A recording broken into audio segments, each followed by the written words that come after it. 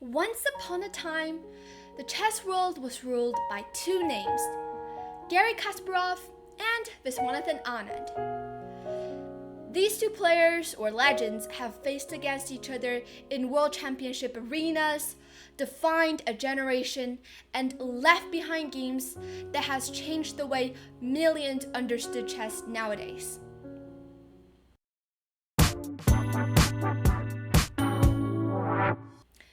Now, decades later, the two legends meet again, not in classical chess, but of course in something wild and unpredictable, which is chess 960, also known as Fischer random chess.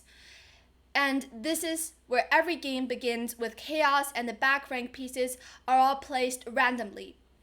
This is clutch chess, the one that I'm showing here on the screen. The legends, they play a 5-day duel held at the newly renovated St. Louis Chess Club, a place that has become the beating heart of modern chess. A lot of top events are held here, and there will be 12 games played, including Rapid and Blitz, $144,000 on the line.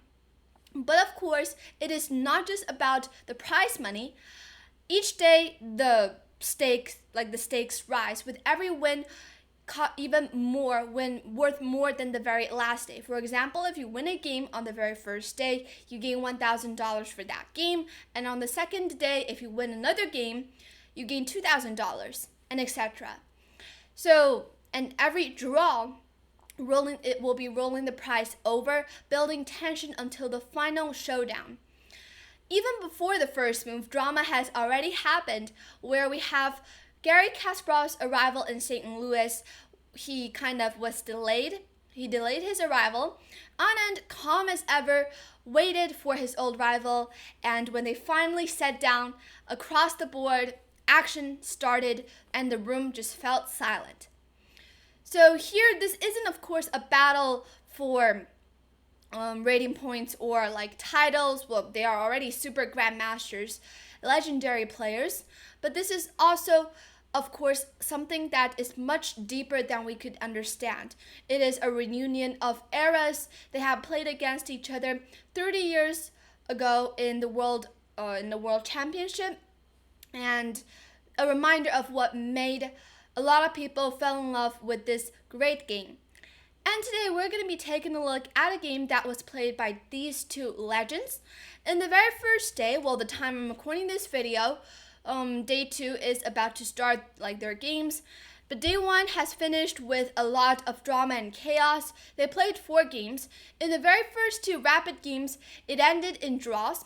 And in the upcoming next 2 blitz games, there's a lot of dramatic things happen, and for Garry Kasparov, he has won the very first blitz game against Anand with the black pieces, and it was a very thrilling game. And today I'm going to be showing you guys this game.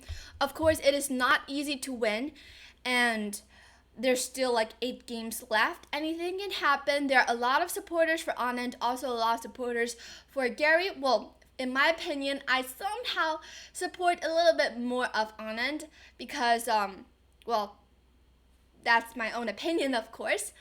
Alright, so now let's start with this game. This is round 3, their very first blitz game.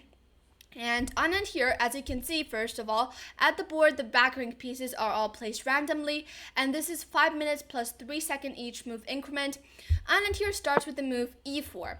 Now, this is not the best move in, well, there are no openings, of course, but this is not the best move, and it does not lead to the best future for white.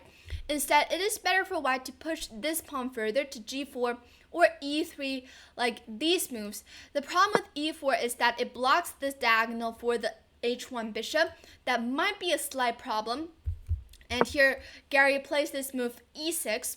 The best response here for him is to play g5 as well, but g5, oops, that's a bad arrow. g5, with the idea of opening up the diagonal for the bishop, but of course, there's no openings considered, and there are just way too much possibilities here. e6 was played, g3, so fianchettoing, well, already fianchettoing the bishop, opening up the diagonal, d5, f4.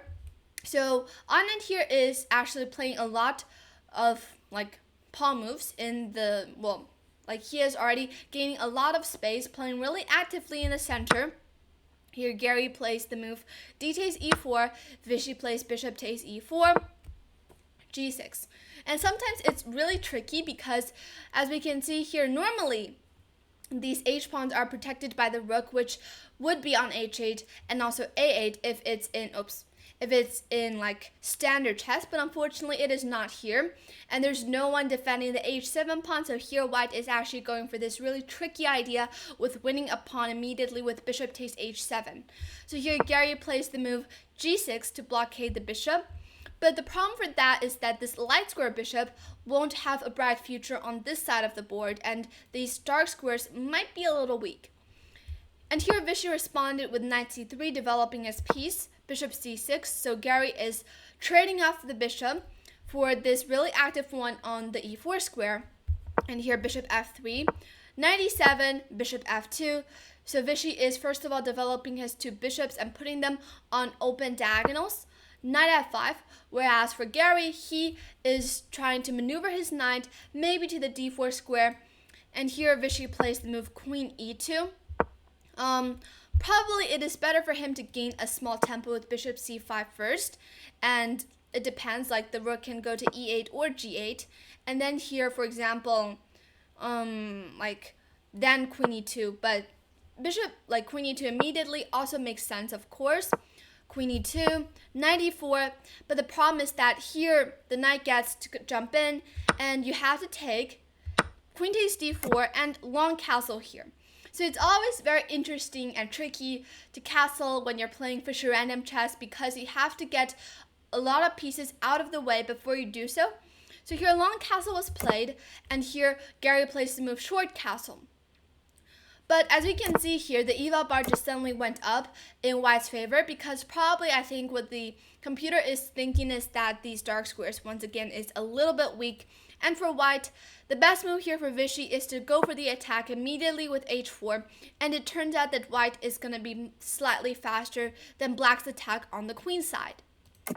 But here, however, Vishy instead plays this move bishop c6, deciding to gobble up the bishop to trade knight c6, and here knight f3, attacking the queen drops back to b6. There's always this really deadly attack on the b2 pawn, so this knight cannot move to e4 or it cannot move freely. And here Vishy made a mistake with the move knight e5, even though it's not clear why at first sight it is a mistake. But here after this move, well, for black, the best reaction is to take with the knight, and after f takes e5. It's a bishop versus knight position, and at first sight, it is better for white because the knight can always jump to the f6 square, and black's pawn structure is quite ugly because the dark squares are all weakened, and h4, h5 looks very scary as well. But here for black can play rook a d8, first of all preventing white from pushing d4. And let's say if white wants to play d4, then unfortunately there's rook d4, and the e5 pawn won't be able to get defended by the other pawn, and it might become a weakness in the future.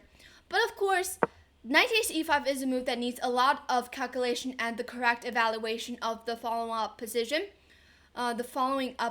that it reaches. So here instead, Garry plays the more normal looking move rook a d8, simply to gain control of the d file, again preventing any pawn moves and also basically preventing knight d7 as well. So here queen e4 was played. This was the move that I just mentioned in a slightly different variation, with the idea of maybe in the future with d4 ideas or the queen able to swap to this side. But unfortunately here rook d4 once again is possible, rook d4, and also knight e5, f takes e5, and rook d4, which returns back to this position we just saw.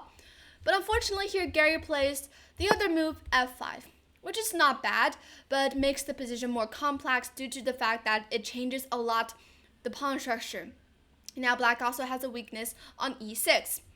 So here Vishy returns back with queen e2, and he just realized that queen e4 was a mistake, and he just simply comes back, realizing that it was a mistake, knight e5, and of course f takes e5, rook d4. But this is black's idea, because now that the pawn can never go to d4 at this point, the e5 pawn has to be defended by the pieces, the queen, the rook, and also this knight on c3. Even though the bishop on h8 looks really passive, but it is attacking something. But whereas for this knight on c3, it is not doing anything, and all of these squares are just being controlled by black's pawns. So already at this point, Garry is having an initiative, a slight advantage. And here Vishy plays the move rook f4, trying to trade off the pair of rooks, but here rook fd8 was played, so keeping the tension. Rook takes d4, queen takes d4. It's fine for you to take with both pieces, but taking with the queen is slightly more accurate.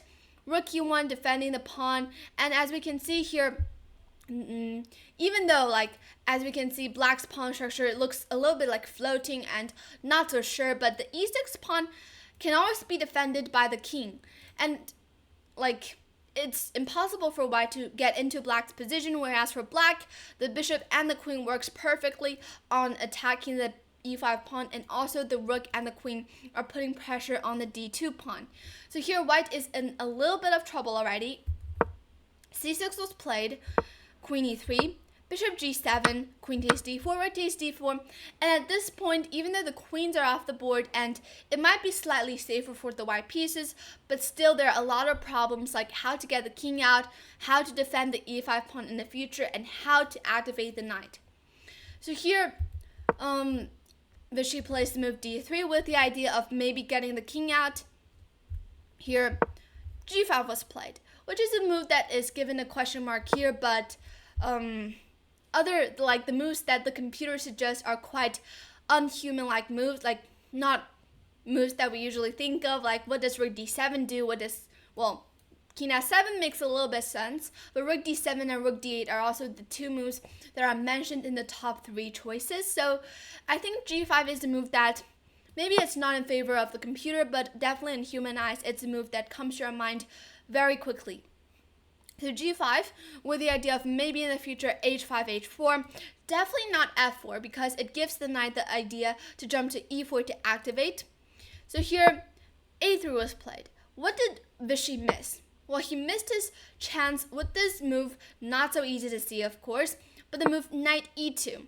And now if the rook goes to there, then now white successfully plays the move d4 and then c4 ideas are coming and white is completely fine. Maybe here after knight e2, let's say if black goes rook a4 attacking the pawn, the knight just goes back, and if black wants to draw, then rook d4 and then repetition. And if not, let's say rook g4 or something. But now after king d2, at least the rook is on a very passive square on g4, and white will find a way to improve his position. So knight e2 was the best move, and the reason that, of course, here white cannot go knight e2 is because, unfortunately, there's rook e4 and the pawn just falls on e5. So that is the idea of going d3. And now after g5, a3, king f7. Again, knight e2 would have been the best move here. And, well, Vishy did play that. The best move here for Garry is to play rook d7 or rook d8. Although these two moves are just so, hard to spot. Maybe h5, but there's also knight e2, so probably I think the idea of rook d7 or rook d8 is to avoid knight e2 ideas and preventing white from pushing d4, because if you go back, then knight e2 doesn't work because you lose the pawn immediately, and it's not that easy for white to push d4, but it's too hard to see. And here king f7, again knight e2 is possible, and Vishy did play it. Rook d7 back, so now d4 just comes up the board. c5 trying to get rid or trying to break up the pawn structure in white's territory. But here, probably it'll be a safer decision for black to just first of all play bishop f8 and then after c5, so that if white takes, the bishop can come up. But here after c5 immediately, c3 was played, c takes d4, c takes c4. This is a position where it is completely equalized, but I think black is the side who still have some counterplay because due to this weak pawns, and the knight cannot really go to any square that is too strong, like knight c3, knight b5, knight d6 maybe. But black just needs one move to prevent that from happening, which is bishop f8. So here, Garry plays the move h5. And worth noting is that here Garry only has 36 seconds left on the clock, whereas for Vishy, he still has 1 minute and 23 seconds. So he does have some time advantage. h5, king c2 going up, bishop h6, king d3, even here white is having some sort of advantage. g4, a4, and here bishop g5 with the idea of maybe h4. a5 was played here, but even here white will have a small advantage with h3, although too hard to spot. If you take, the rook comes here and gobbles up the pawn. Maybe this knight in the future can go to f4 to activate. And here, however, a5 was played. Vishy is following his idea by creating more space on the queen side. And here after h4. So it's the reason also that if you play h3, you prevent black from playing h4. But now after h4, b4, well, Vishy ignores it and starts his attack on the queen side. a6, fixing the pawns, preventing b5, rook b1, still wanting to go for b5, bishop d8, knight c3. I think this position is just, if it's a classical game, this will be a dead draw. Even white will have some chances. Like, black will never win this in a classical game. But here, after g takes h4, which is a better move, bishop takes, and h3 still here being decided as the best move. And if black goes g3, well, there's rook g1 to trap the pawn. So it's a position where only white has winning chances.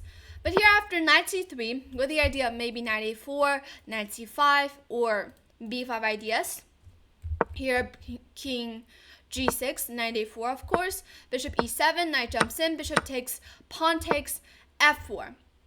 Now this is a really, like, a little bit imbalanced rook and pawn endgame because white has some advantage in the center of the board on the queen side, but black here have some advantages on the king side, may be able to create a passed pawn, g takes f4, king f5. So even though black sacrifices a pawn, but the king gets to come up to f5, and basically these pawns are just fixed.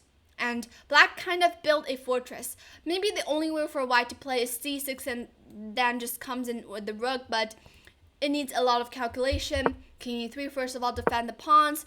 And here black's idea is, of course, to play g3, rook g1, rook g8, some waiting moves. No, it's not a draw.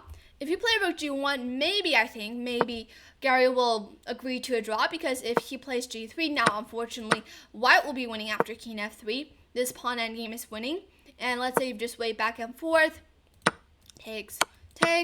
Let's say you come here, but now this very important move, well, actually a lot of things win here. King g4, f5, d5 even wins as well.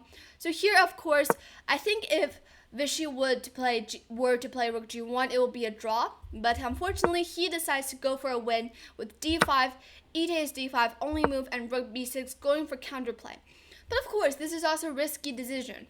And here after g3, well, Vishy needs to calculate really closely, because at this point, Garry is already at a very safe state. He just needs to avoid mate and 1, of course, and he did. After king f3, rook g6, this might be a move that Vishy has missed, and here, well, he made a huge blunder, unfortunately. Rook g6, and the only two moves here to draw is to make the move hg3 or king g2. I think hg3 is more straightforward, although after here, rook b7, well, this is of course a draw. But unfortunately here, he maybe just miscalculated and takes on g6. And this is just a big blunder. Why? Because after takes, and this brilliant move, h3, other moves lead to wins for white. But after h3, I think this is just something that Vishy has miscalculated. He might thought that this is a win or a draw for him, but it is just one move late, g4, d4, f5, king goes up. But these passed pawns, even though they're linked together, but without the help of the king, it is completely useless. And these two pawns, wherever the king comes near to one of them, the other will just push. And this is game over because the king is not in the square. And at this point, because these pawns are just pushed way too high up the board. And here, unfortunately, after king g2, the very last try, and after d3, Promotion is unstoppable, of course, and these pawns can never reach promotion because if you push, the king just comes here, and black is just much faster than the white pieces. So this is a really thrilling game full of ups and downs. And at first, Garry was the side who was better with the idea like preventing white from playing d4, but at the very end, Vishy did reach a position where he is able to equalize and even maybe slightly better, but at the very end, he wants a win because he thought that he was better. And yes, the knight versus bishop position did look really good for white, but he just miscalculated rook g6, the king and pawn endgame, but it happens especially in blitz chess. So, but of course, there's still 8 games left, even though right now Vishy is a point behind Garry, but who knows what will happen. So there's still a lot of games that we'll see from these two legends, and hope you guys enjoyed my recap of this game, and hope you guys enjoyed this video as well. Thank you for watching, and please subscribe. I'll see you in the next video. Bye!